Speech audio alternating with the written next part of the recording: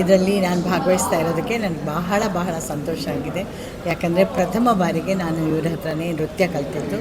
ಆ ನೃತ್ಯದಿಂದ ನಾನು ಒಬ್ಬ ಕಲಾವಿದೆ ಆಗ್ತೀನಿ ಅಂತ ನಾನು ಅಂದ್ಕೊಂಡಿರಲಿಲ್ಲ. ನೃತ್ಯ ಮಾಡ್ಕೊಂಡು ಇರ್ತೀನಿ ಅಂತ ಸಣ್ಣ ಮಕ್ಕಳಿಗೆ ನೃತ್ಯ ಕಲಿಸೋದು, ಹಾಡು ಹೇಳಿಸೋದು ಇದೆಲ್ಲನೂ ತಂದೆ ತಾಯಿಗಳಿಗೆ ಒಂಥರ ಖುಷಿ.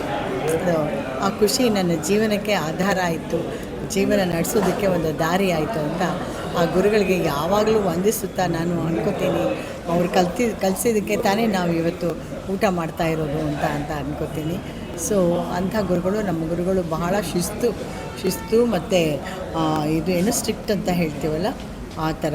ಮತ್ತು ಕೋಪ ಜಾಸ್ತಿ ಅವರಿಗೆ. ಏನಾದರೂ ತಪ್ಪು ಮಾಡಿದ್ರೆ ಚಡಿ ಇಟ್ಕೊಡೋರು ಅದೆಲ್ಲ ತಿಂದಿದ್ದೀನಿ. ಅವ್ರ ಹತ್ರ ಬಯಸ್ಕೊಂಡಿದ್ದೀನಿ. ನೀನೇನು ಕಲಿಯಲ್ಲ ಅಂತ ನನಗೆ ಸುಮಾರು ಸಲ ಅವರು ಬೈದಿದ್ದಾರೆ. ಮುಂದೆ ನಾನು ದೊಡ್ಡವಳಾದಮೇಲೆ, ಕಲಾವಿದೆ ಆದಮೇಲೆ ಅವ್ರ ಹತ್ರನೇ ಸನ್ಮಾನ ಮಾಡಿಸ್ಕೊಂಡಿದ್ದೀನಿ. ಅದು ನನಗೆ ಬಹಳ ಖುಷಿಯಾಯಿತು. ಗುರುವಿನ ಮುಂದೆ ಒಬ್ಬ ಶಿಷ್ಯ ಬೆಳೆದು ದೊಡ್ಡವಳಾಗಿ ಅವರಿಂದಲೇ ಸನ್ಮಾನಗೊಳ್ಳೋದು ಅಂತಂದರೆ ಎಂಥ ಒಂದು ಅದೃಷ್ಟ ಅಲ್ವಾ. ಅಂಥ ಅದೃಷ್ಟ ನನ್ನದಾಗಿತ್ತು. ಅವಾಗ ಅಂದೆ, ನಾನು ನನ್ನ ಗುರುಗಳು ಸಣ್ಣವಳಿರ್ಬೇಕಾದ್ರೆ ನನಗೆ ಬಾರಿಸ್ತಾಯಿದ್ರು, ಹೀಗೆಲ್ಲ ಹೇಳ್ತಿದ್ರು, ಏನು ಕಲಿಯಲ್ಲ, ಉದ್ಧಾರ ಆಗಲ್ಲ ನೀನು ಅಂತ ಹೇಳ್ತಾಯಿದ್ರು. ಇವಾಗ ನೋಡಿದ್ರೆ ಅವರೇ ನನಗೆ ಸನ್ಮಾನ ಮಾಡ್ತಾಯಿದ್ದಾರೆ.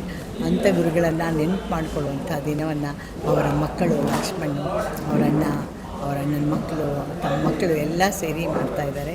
ಸೊ ಹಾಗಾಗಿ ಆ ಮಕ್ಕಳಿಗೂ ಈ ಕಲಾ ಸೇವೆಯಲ್ಲಿ ತೊಡಗುವ ದಾರಿಯನ್ನು ತೋರಿಸಲಿ ಅಂತ ದೇವರಲ್ಲಿ ಪ್ರಾರ್ಥಿಸ್ತೀನಿ.